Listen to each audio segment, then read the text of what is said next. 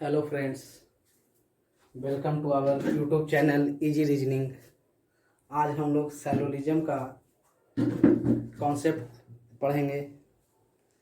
सैलोलिज्म banking के exam में 3 से 5 नंबर का पूछा जाता है और एसएससी रेलवे में भी पूछा जाता है 1-2 मार्क्स का। ठीक है, तो आइए आज हम लोग टाइम को वेस्ट ना करते हुए सैलोलिज्म का कॉन्सेप्ट सीखते हैं। ओके,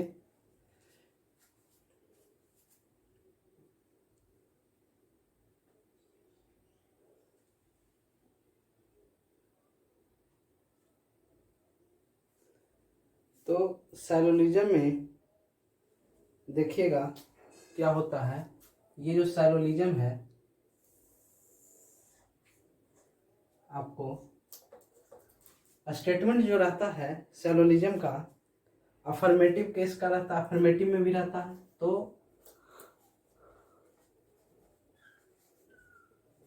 अफर्मेटिव, ठीक है, अफर्मेटिव, फिर निगेटिव, ये अफर्मेटिव केस है। सेकेंड आपका निगेटिव केस आएगा।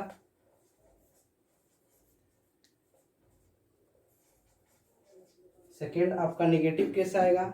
थर्ड आपका क्या आएगा, पॉसिबिलिटी में।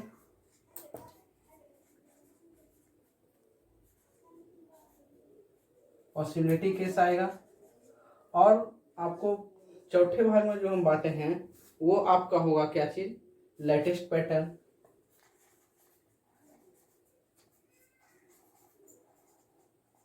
ठीक है, लेटेस्ट पैटर्न।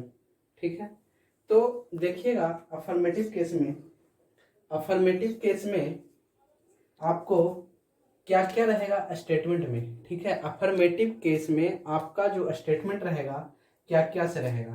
तो अफर्मेटिव केस में आपका स्टेटमेंट जो रहेगा ऑल रहेगा या फिर सम रहेगा। ठीक है, अफर्मेटिव केस का स्टेटमेंट ऑल या फिर सम रहेगा। ठीक है, उसी प्रकार निगेटिव केस का स्टेटमेंट क्या रहेगा, नो से रहेगा या फिर सम नॉट से रहेगा। ठीक है, निगेटिव केस में स्टेटमेंट जो है वह नो से रहेगा या सम नॉट से। अगर जिस स्टेटमेंट में नो या सम नॉट रहेगा वो हम समझ जाएंगे निगेटिव केस का स्टेटमेंट है। ठीक है, निगेटिव केस का स्टेटमेंट है। पॉसिबिलिटी, पॉसिबिलिटी कब हम देखें क्या पॉसिबिलिटी जा रहा है या नहीं। तो क्या होगा, इफ, मे, माइट, कैन, ये सब से अगर स्टेटमेंट कंक्लूजन रहा, ये सब से अगर कंक्लूजन रहा तो क्या होगा, आपका पॉसिबिलिटी वाला कंक्लूजन होगा। ठीक है, पॉसिबिलिटी वाला कंक्लूजन होगा। ठीक है, तो सबसे पहले हम लोग अफर्मेटिव केस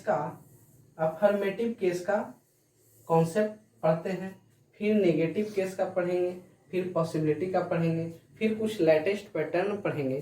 ठीक है, तो सबसे पहले हम लोग देखेंगे कि स्टेटमेंट किस प्रकार से लिखा जाता है और उस स्टेटमेंट को कैसे समझा जाता है। ठीक है, तो आइए देखते हैं। सबसे पहले एग्जाम्पल जिसे है क्या चीज रहेगा, ऑल ए आर बी। ठीक है, ऑल ए आर बी। ठीक है, तो इसमें एक सब्जेक्ट और एक ऑब्जेक्ट होता है। ठीक है, तो जो पहला रहेगा यानी ऑल के बाद जो है ये हमारा क्या होता है, सब्जेक्ट कहलाता है और ये हमारा ऑब्जेक्ट कहलाता है। ठीक है, ये क्या है, ऑल ए आर बी। ठीक है, उसी प्रकार रहेगा अफर्मेटिव केस में सम पी आर क्यू। ठीक है, सम पी आर क्यू। तो सम पी आर क्यू में ये पी हमारा क्या हो जाएगा, सब्जेक्ट हो जाएगा और ये हमारा ऑब्जेक्ट हो जाएगा। ठीक है, सब्जेक्ट हो जाएगा और ऑब्जेक्ट हो जाएगा। ठीक है, उसी प्रकार रहेगा आपको सम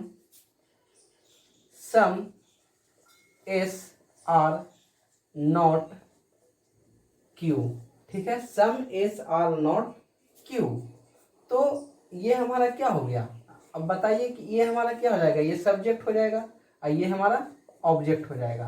ये जो सब्जेक्ट ऑब्जेक्ट हम लिख रहे हैं बार बार, ये जब आप डायग्राम बनाओगे तो पता चलेगा कि क्यों हम लिखे हैं। ठीक है, ये आपको लिखना नहीं है बल्कि ध्यान में रखना है सब्जेक्ट ऑब्जेक्ट। ठीक है, तो अब आइए हम इसे डायग्राम से देखते हैं और किसमें क्या होता है, और में कौन कौन सा हम ये मतलब डायग्राम ले सकते हैं। ठीक है,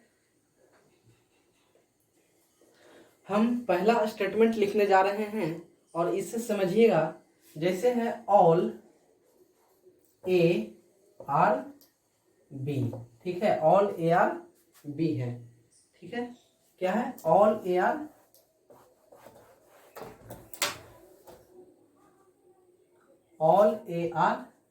बी।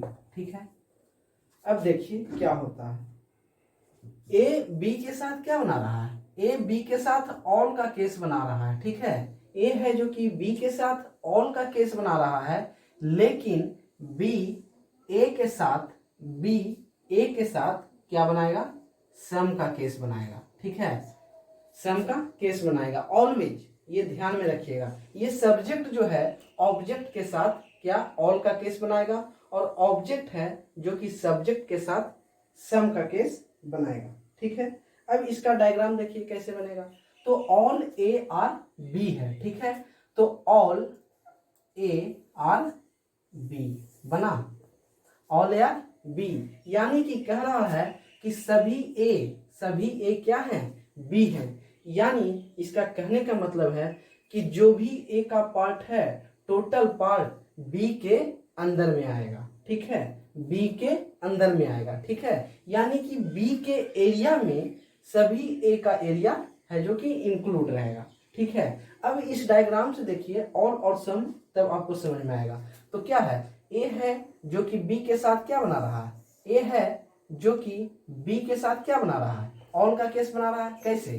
तो ए है जो कि बी के अंदर है, टोटल पार्ट है, यानी कि सभी ए बी है।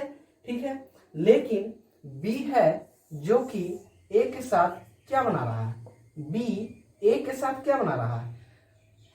बी का जो टोटल पार्ट है उसमें कुछ पार्ट को ए कवर किए हुए है। ठीक है, यानी कि बी का जितना एरिया है उसका कुछ ही एरिया है जो कि कवर किए हुए है, यानी कि सम बी आर ए, कुछ बी का पार्ट है जो कि ए लिए हुए है, यानी कि बी का ए से क्या होगा? सम का केस बनेगा। ठीक है,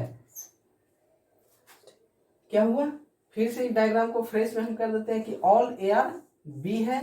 ठीक है, तो इसमें क्या बनेगा कि ऑल ए आर बी है और be some B R A, ये हमारा कंक्लूजन तैयार हो गया।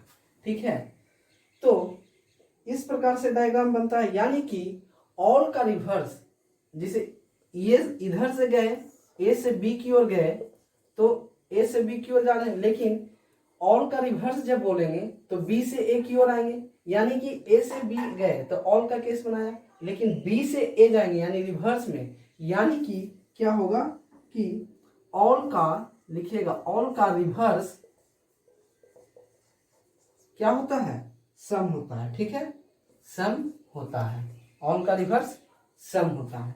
ठीक है, अब हम लोग सम का देखेंगे डायग्राम। ठीक है, अब सम का देखेंगे।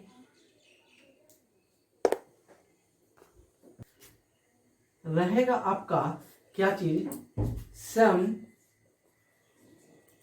P R Q. ठीक है, सम पी आर क्यू। ठीक है, तो यहां देखिए पी और क्यू का क्या बना रहा है रिलेशन? सम का बना रहा है, यानी कि इसका क्या होगा? जब P से Q जाएंगे, P से Q का रिलेशन क्या होगा? सम का होगा। ठीक है, क्या होगा? सम का होगा, और Q से P का भी आपका रिलेशन रिवर्स में सम का होगा। ठीक है, क्या होगा? सम का होगा। ठीक है, P से Q का रिलेशन सम का होगा सम में, और Q से P का रिलेशन सम के केस में सम का होगा। ठीक है, आइए इसका डायग्राम देखते हैं। क्या कर रहा है? सम पी आर क्यू, यानी कि सम पी आर क्यू। ठीक है, यानी कि कुछ P का पार्ट है जो कि Q है। ठीक है, कुछ P का पार्ट क्यू है। जब सम कहेगा तो इस प्रकार से रिलेट करेंगे सम पी आर क्यू को, यानी कि कुछ पी का पार्ट क्यू है। यहाँ पे बोल रहा है कुछ पी क्यू है, यानी कि क्यू का कुछ पार्ट, ये कुछ पार्ट है क्यू का, ठीक है, ये क्या है, पी है, ठीक है। अब देखिए पी का क्यू के साथ क्या बनाया, सम बनाया, ठीक है। रिवर्स में आए तो क्यू का क्यू पी के साथ सम का केस बनाया।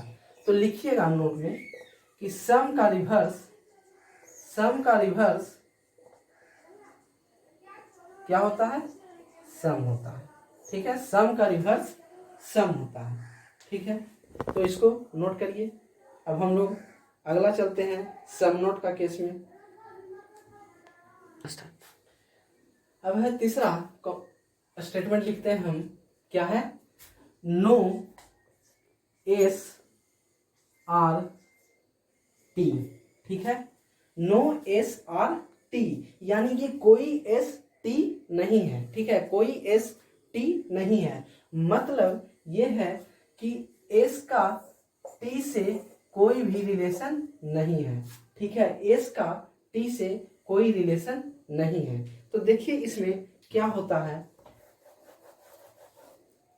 एस अगर टी के साथ नो का केस बना रहा है तो टी भी एस के साथ नो का केस बनाएगा रिवर्स में, ठीक है। जब एस टी के साथ नो का केस बना रहा है तो टी भी एस के साथ नो का केस बनाएगा, ठीक है। चलिए तो इसका डायग्राम देखते हैं, क्या है, नो एस और टी यानी कि एस और टी, यानी एस और टी का रिलेशन एक दूसरे से नहीं रहेगा। मतलब ये कहिए कि कोई भी एस है जो कि टी नहीं है। अगर हम इस प्रकार से बनाते तो क्या होता कि कुछ पार्ट एस का टी लिए हुए है, ठीक है। लेकिन इससे साफ साफ पता चल रहा है कि कोई भी एस टी नहीं है, ठीक है। अब आइए इसका रिवर्स में क्या होता है, ठीक है। तो नो का रिवर्स नो होगा, ठीक है। नो का रिवर्स नो होता है, ठीक है। इसमें और भी आपको कंक्लूजन है जो कि आगे क्या होगा, सही जाएगा, ठीक है। तो आगे फिर हम लोग पढ़ेंगे। अब अगला है सम नोट का केस, ठीक है। अगला क्या है, सम नोट का केस। अगला स्टेटमेंट है, क्या स्टेटमेंट है देखिएगा ध्यान से, सम ए आर नॉट बी, ठीक है। सम ए आर नॉट बी, ये हमारा क्या है, सब्जेक्ट है, ये हमारा क्या है, ऑब्जेक्ट है, ठीक है। तो ए बी के साथ क्या बना रहा है, सम नोट बना रहा है, सम नोट का केस बना रहा है, ठीक है। ए बी के साथ सम नोट का केस बना रहा है।